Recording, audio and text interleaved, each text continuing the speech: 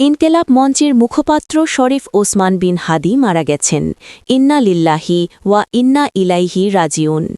বৃহস্পতিবার ১৮ ডিসেম্বর রাতে তার ভেরিফাইড ফেসবুক পেজের এক পোস্টে এ তথ্য নিশ্চিত করা হয়।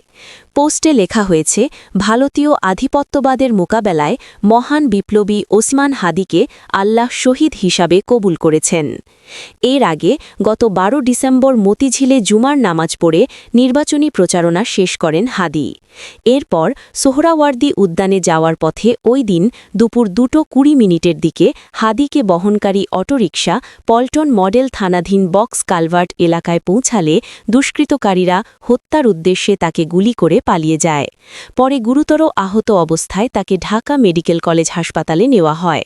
সেখানে অপারেশন শেষে এভারকেয়ার হাসপাতালে পাঠানো হয়। পরবর্তীতে উন্নত চিকিৎসার জন্য সোমবার তাকে সিঙ্গাপুরে পাঠানো হয়। সেখানে চিকিৎসাধীন অবস্থায় তিনি আজ মারা যান।